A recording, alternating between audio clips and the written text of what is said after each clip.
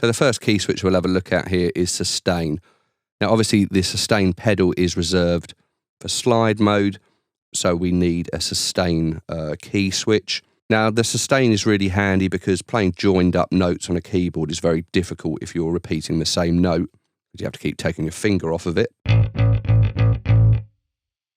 So if I engage the sustain key switch, you can hear that working there.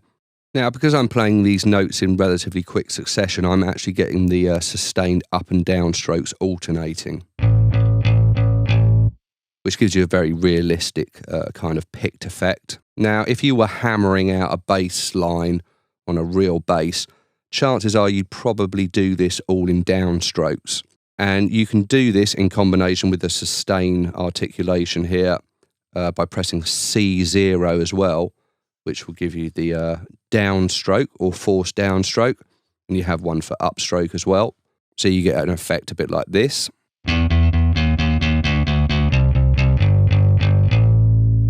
So that's obviously all downstrokes. Now you probably also might notice is that some of those notes are being played on the A string, and the A string has a slightly brighter tone to it. So if you want to force all these notes onto the E string, you can use the force or use E string. And this will force the bass to place all of the notes that you're playing, if they're available, onto the E string. Now we obviously have one of these for the A string as well, the G string and the D string. So let's listen to the sound of that bass run again, just using the E string. So I'm actually going to engage 3 key switches now. So I've got sustain, downstroke, and use the E string.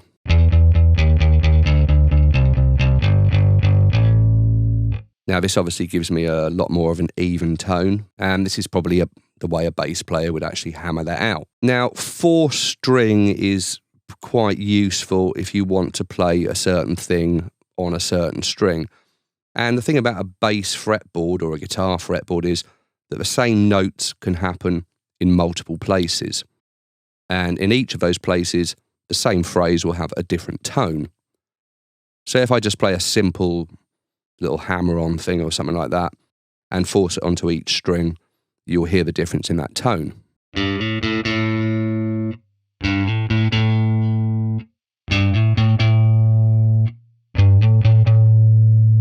Now obviously that's fine if you want to just play something simple on a particular string, but if you want these tonal variations in more complex kind of licks or phrases, the best way to do this is to use the player position, which forces the bass to play in a certain part of the neck. Now, this can be done using the key switches at the top end of the keyboard. And you'll notice that when I do that, I actually get the little scrape of the hand going across the strings. Or I can do this, obviously, with my controller number, which I set up in the settings panel, which is 59 for me. So here's the difference between a phrase played on a different part of the neck.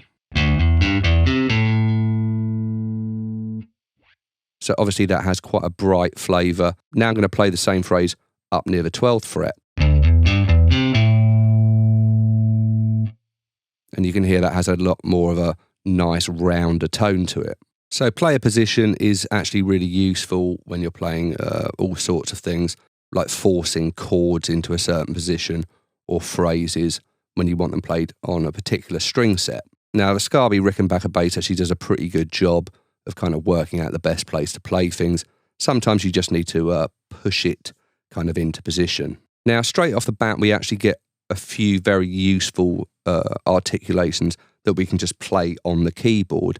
Now, these are namely kind of Hammerons, Pulloffs, etc. Now, if you play legato, you will actually get a Hammeron. And this is where the note is first picked, and then the next note is hammered onto the fretboard. And you can see this with this little half circle. And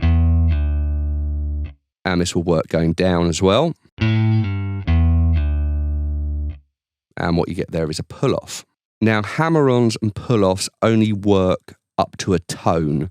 So you get a semitone hammer-on, a tone hammer-on, or a semitone pull-off, or a tone pull-off. Now, if you want to force a hammer-on with a wider interval, you can use F#0, which is a force Hammeron pull-off. So if I engage that and play a minor third, I should hear my Hammeron as a minor third. And this would also work with a pull-off.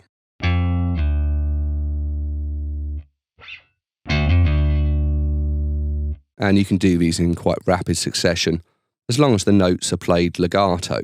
Now, if you play legato and move to the next note even quicker, you'll get a fast grace note. Now, we also have trills as well, and you can use G#0 for this. Now, this will allow you to play quick trills as hammerons and pull-offs. And there you can see the little squiggly line on the fretboard indicates you're playing a trill. Now, if you press the sustain pedal and hit G#0 for trills, you actually get a buzz trill. Now, this isn't a hammer-on and a pull-off. It's actually a very quick slide, and it sounds a bit like this. And you can obviously hear the finger sliding up and down. Now, this trill articulation, or this buzz trill articulation, is actually quite good with little double stops as well. You get these like kind of little funky chord things happening. And you can do these, up and down, which is actually quite authentic. So just a couple of ways you can use that buzz trill articulation there. It's not just reserved for single notes.